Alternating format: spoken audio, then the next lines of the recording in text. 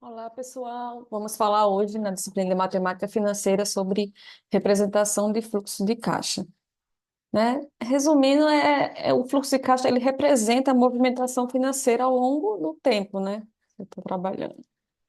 Aí, aqui, né, denomina esse fluxo de caixa é o conjunto de entradas e saídas de dinheiro ao longo do tempo. Podemos ter fluxos de caixa de empresas, investimentos, projetos, operações financeiras, etc.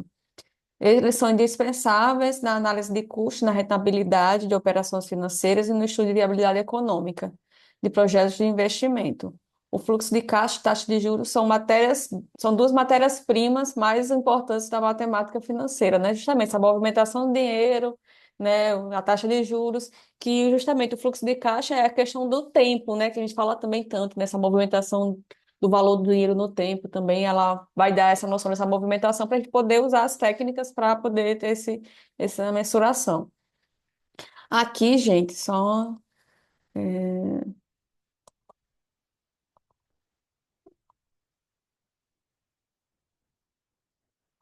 Desculpa aqui. É, aqui a gente vai ter. Voltando.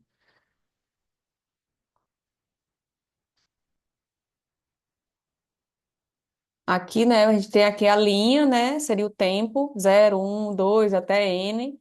Aí os períodos, pode ser dias, meses, anos, né? Aí setinha para baixo, negativo, né? É saída de dinheiro, setinha para cima, entrada de dinheiro. Nessa aqui anterior, você põe tudo num eixo, né?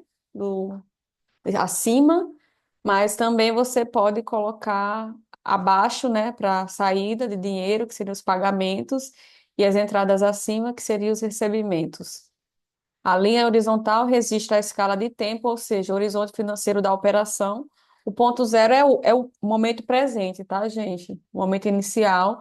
E os demais pontos representam dados, são expressos em dias, meses, trimestres, semestres e assim vai. Setas para cima refletem entradas ou recebimento, setas para baixo indicam saídas ou aplicações do dinheiro.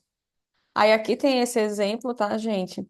Que você tem no instante zero 5.000, né? Nos instantes um e 2, você investe 5.000. Então, aqui, se eu invisto, sai dinheiro, né? Menos, que é setinha para baixo, aqui no tempo zero. Aqui no tempo um e 2 eu tenho recebimento, que é mais. Então, mais setinha para cima. E aqui, esse 3 seria setinha para baixo, menos.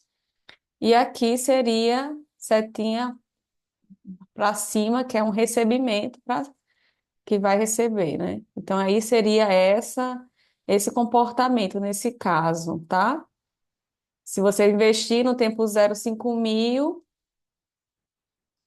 investir no tempo zero 5.000, nos instantes um e 2 vai receber 2.000 e 4.000, no instante 3 vai investir 1.000, já saiu, e no instante 4, 9.000. A gente pode representar por meio de tabela.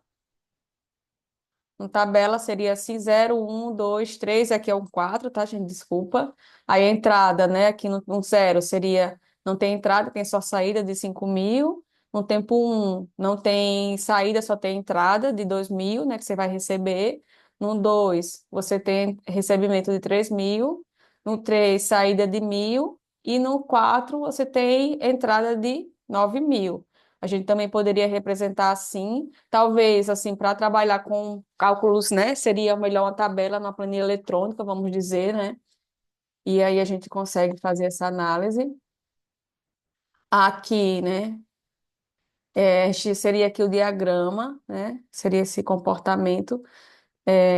Investimento, 5.000, né? Negativo, né? Que vou receber. Aqui não precisa colocar o menos, porque a própria setinha para baixo já indica que é um valor que está saindo, tá? Aqui nesse caso não precisa colocar o menos, que é uma saída.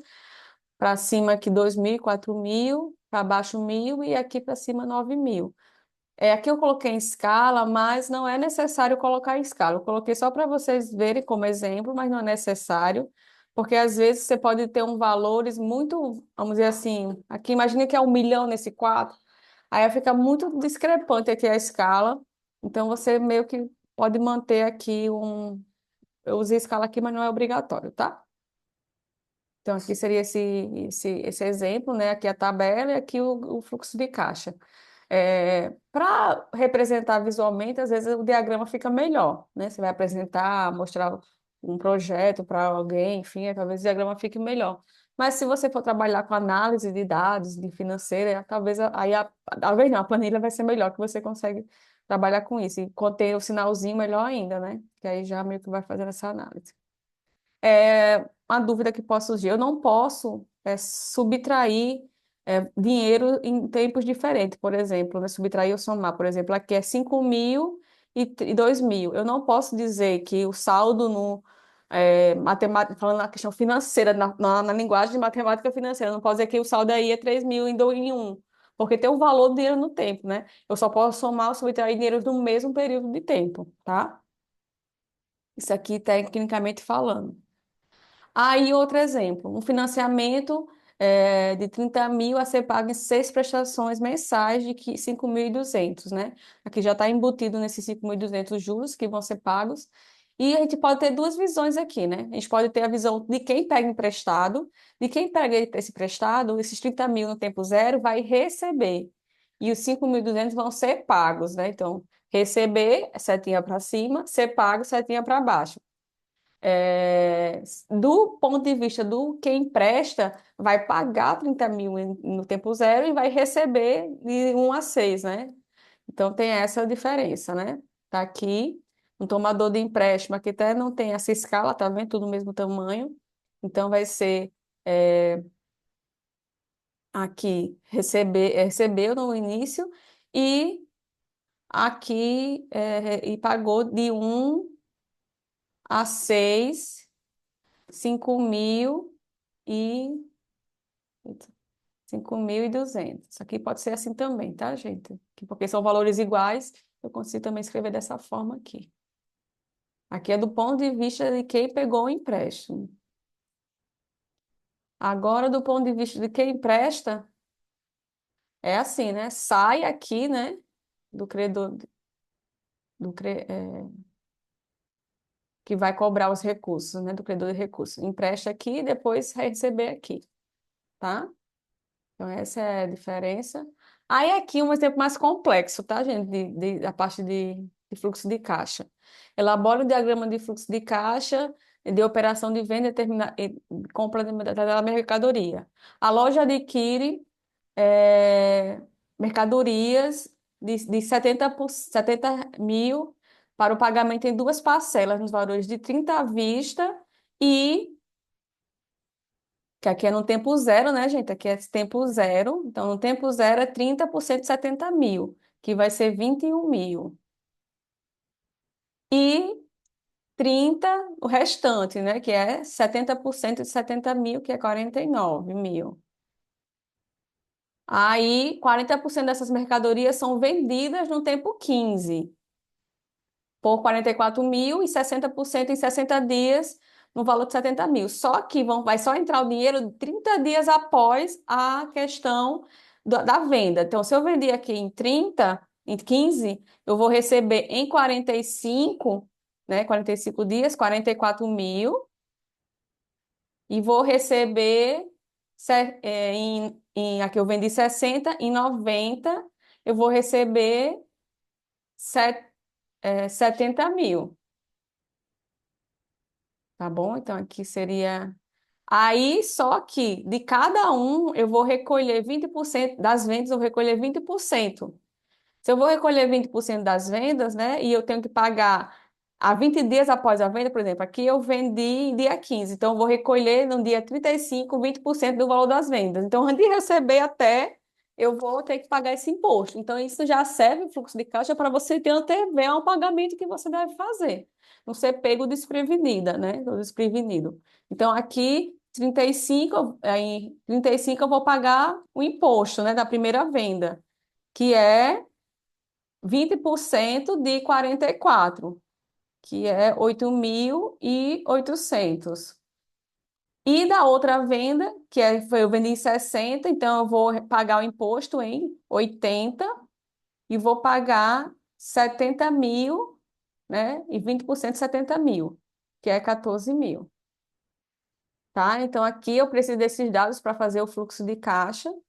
Aí, com isso, as informações eu consigo. Nesse caso, é melhor usar o período de tempo igual dias. Eu sei que o último fluxo que vai entrar ou vai sair vai ser no dia 90.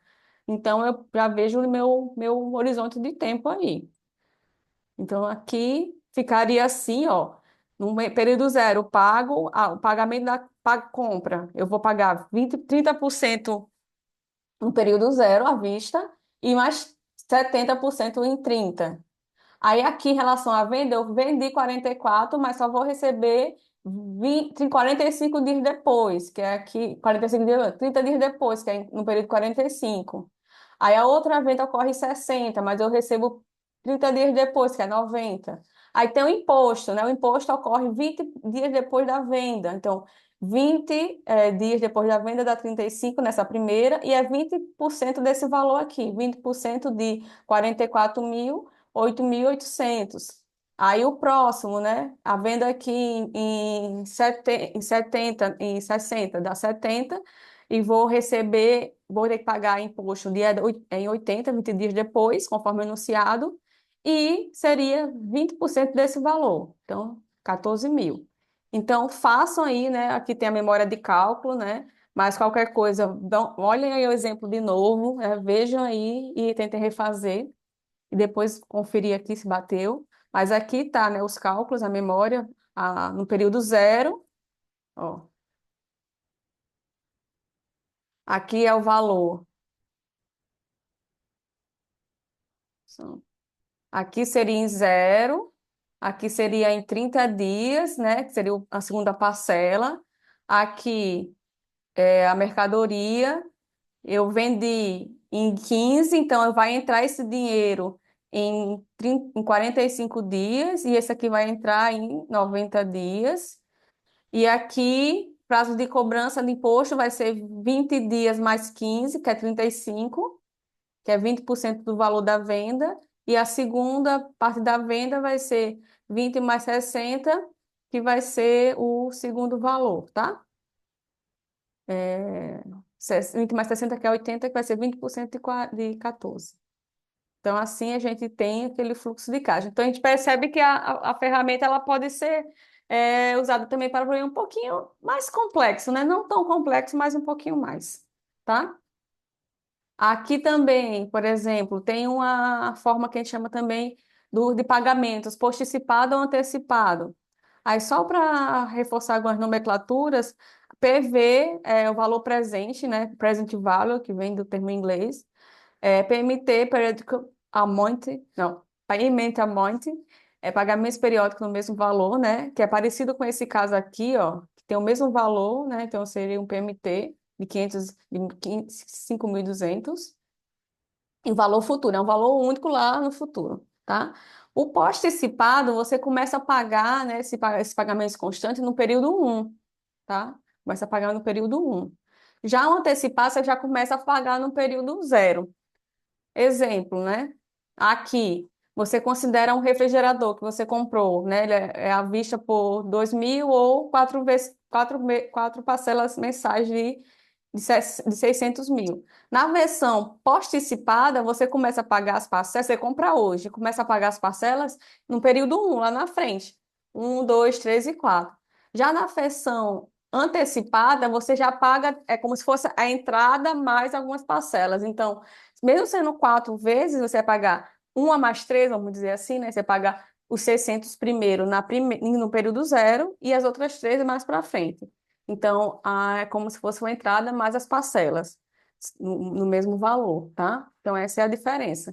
E a antecipada já paga a primeira parcela no ato da compra, à vista. Aqui um exemplo, né, do uso de parcelas, que é bastante utilizado, né, que facilitou o acesso, por exemplo, à questão do transporte aéreo, né? Hoje em dia a gente consegue, às vezes, dividir em várias parcelas e isso deu acesso a alguns bens, alguns serviços que antes a gente tinha condições de pagar à vista, então não usufruía, né? Então, a questão, só, claro, que tem que ter um cuidado, né, para não se endividar, né? Mas é uma forma de ter acesso a algumas coisas, né? Até a seção da classe, das classes, né? E também a questão de você ter possibilidade de usufruir coisas que você não tinha possibilidade, né? Então, essa também pode ser uma vantagem que o próprio mercado dá para as pessoas, né? Aqui também a gente tem as perpetuidades, né, que correspondem, é, representadas por meio de sequência ou pagamentos com valores nominais iguais e duração infinita, né, que a gente tem como se fosse muito longa. Aí, sem crescimento, são valores iguais, e com o crescimento, os valores vão aumentando. A gente vai ver um pouquinho dessas capitalizações mais para frente, na próxima unidade. Aí, aqui as nossas referências e finalizamos essa parte de representação gráfica. Sempre é importante vocês fazerem esses exemplos junto com um caderno, com um papel, para tentar fazer também. Isso é interessante. Não só assistir a aula, mesmo que fosse presencial, não só assistir, mas também fazer, testar. E em casa também isso é importante, tá bom?